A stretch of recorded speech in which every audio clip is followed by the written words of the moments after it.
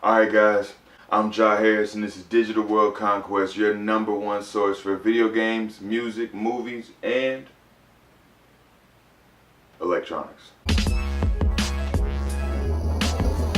let's get started. Alright, so today I'm going to be covering Attack on Titan, My Hero Academia. Obviously, not only are these two of my favorites, they're simulcast right now, and I think they're both entering the end of their arcs. So after I'm done with this video, we get to wait till next week and find out what I'm foaming at the mouth about next. So let's get into it. This is Digital World Conquest. Alright guys, so I thought I'd switch it up this week and start off with Attack on Titan just because it is explosive, it's mind-blowing, and the episode I'm covering for My Hero Academia happens to have a pretty steep cliffhanger, so let's talk about that last. First off, let's get into this barrier that I was talking about. This barrier is halting the progression of the scouts, right? They're in this cave, they're kicking some unit ass, and they're like, hey, let us in. There's this net thing, metal net thing, and they're like, hey, you know, you're obstructing this cave of crystals, let me get in. The drama in the nest, let's call it that, the altar of this cave of crystals has already turned up to 10 or 11. So Historia denies the legacy of her father and her father before and her father's father and blah blah blah. Aaron's still caught up in self-pity and loathing.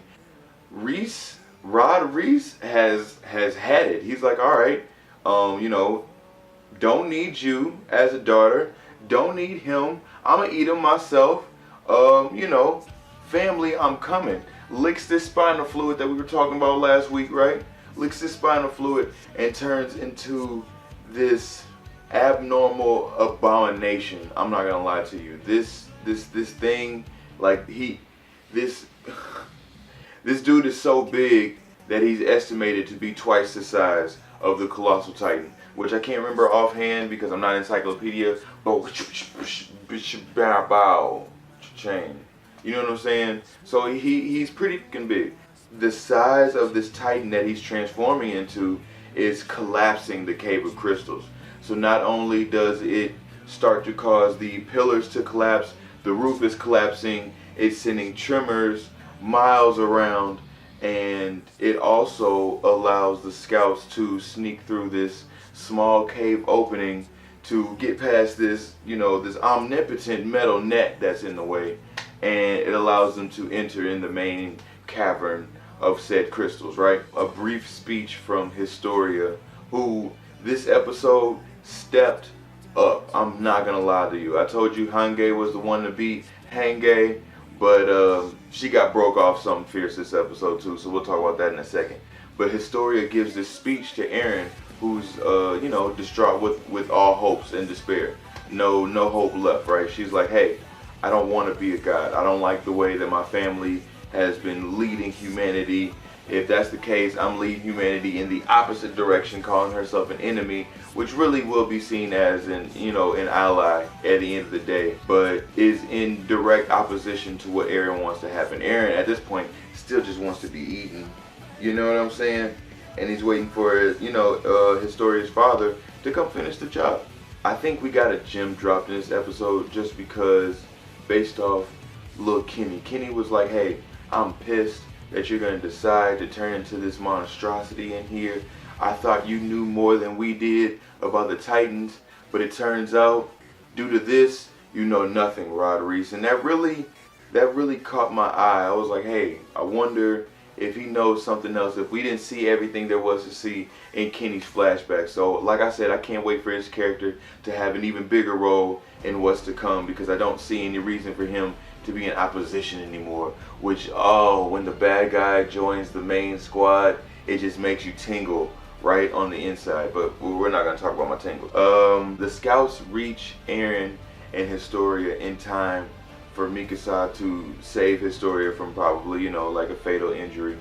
And they unlock Eren as they see him, obviously, you know, chained on his knees and crying in this cave. They see, and what I really think this was a dynamic of was seeing him really, really broken as a teammate after this time that they've had apart. He only got kidnapped. Well, this ain't his first time being kidnapped, but this kidnapping was the coup de grace of all kidnappings, right? They find themselves in this this collapse that's ensuing due to Rod Reese becoming the biggest Titan to date, right? They're trapped with their backs against the wall. Levi's trying to think of a master plan. You know how he is. And Aaron is in the midst of facing this self-doubt. I guess at first he was just, wallowing in it, but now he has to come face to face with this self-doubt because and the reason that I kind of like Aaron is because he's the type of leader or main protagonist or hero that really relies on and finds foundation in his team. You notice that a lot of times Aaron's been a little bitch during Attack on Titan season 1, 2, and 3, and his team's been there to pick him up, and he remembers what he, the day that he instilled his faith in his comrades. So he needed that.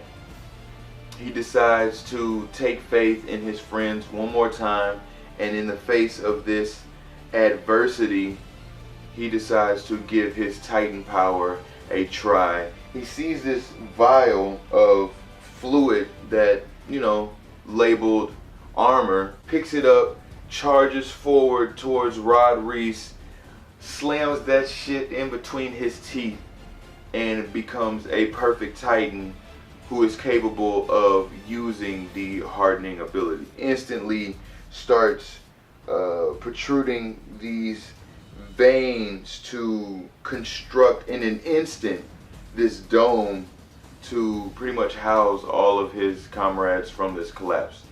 Passes out, due to this, monumental power, and is awakened to find himself still crystallized within this Titan, which is dope. So now they realize a couple of other things that, comes entail with this power, right? But real quick, we get a picture, a sight of this magma slug Titan that Rod Reese has transformed into. He's at the speed of an average horse. He's crawling and dragging his face across the ground. It's disgusting. He's not even fully formed. His skeletal system can't even support what he's transformed into, which is fucking sick. Right? Aaron and Levi and Mikasa and everybody else are sitting in awe of this dome that Aaron has erected. And Levi, for the first time, sees hope in the plan of restoring and reclaiming Walmaria, right? Walmaria.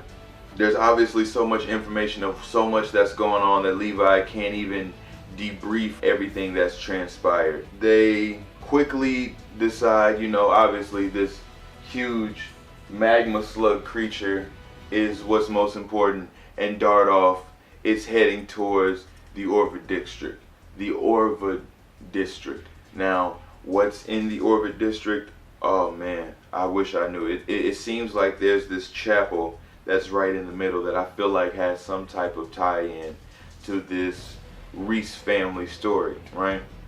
We get a little bit more information that is shared towards Erwin and the others that unfortunately the true power of the Titans can only be unlocked with the Reese family bloodline, and right now it's still resting within Erwin, but Historia believes that obviously she does not want to be controlled by the first will. She doesn't want to be controlled by the will of the first king, and decides to, deny her right.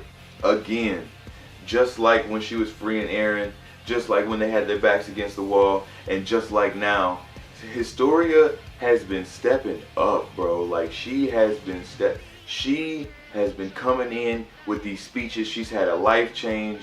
I love it. To be honest with you, she gets to the point where she looks to Aaron and she's like, hey, I'm sorry that I even went with this ruse of thinking that I was going to eat you for a second just because I wanted the acceptance and to believe in my father. That shit's done. It's a goodbye. I'm Historia, and I'm a scout. You know, as they try to decide what they're going to do with Rod Reese, Aaron still thinks he should be devoured. Armin, Levi, Mikasa come up with whatever they think their idea. And this entire time, I think Levi in particular, but everybody is just seeing where Aaron's head is at, because Aaron's head is obviously off his fucking rocker, right? He's just lost it. He's been crying, he's been bleeding, he's been chained up, he's been asking people to eat me. You know what I'm saying? Like, he's just had enough. But so his Historia, she's like, look, to be honest with you, if that's what your dad did what he did to save humanity. And Aaron's helmet just goes, you know what I'm saying? Like, it kind of makes sense to him now. He was doubting himself, but like I said, his friends are always there to kind of pick him up. And once again, gains this new perspective, and with these new abilities that he has, it's starting to look really upbeat for everybody else, right? I think he's, like I said, really the realest for, you know, being clutch with his team like that. Now we get to look forward to our team idealizing the objective of heading towards the basement as soon as they reclaim the wall as well. You know what I'm saying? Because it makes sense. We haven't forgot about that. Only casualty of this entire episode being Hangay. She did get slung by Kevin against the wall. I told you she was the one to beat, and they beat her. So, you know, what do you want me to say? I think what's going to be happening now is that the next arc that we're going to have is finding out what's so special about ORVUD District, and then immediately I feel like it's going to be like this game of keep away with the basement key. Like, now that they've got everything, now that everything's set up, I feel like the only thing that they're gonna lose is the one thing they've had the entire time, right? Deep. But they arrive at ORVUD District earlier than this Titan. It should be there within a day or so, or by dawn, or, you know, some cliche shit. And they're having a conversation about what they should do. Again, before we even get into the meeting, Historia gets another step up, and this shit is the top step. Levi's like, look, I forgot to mention, I love when he says I forgot to mention. This nigga's like, hey, we need you to be queen as soon as all of this is done, just because, you know what I'm saying?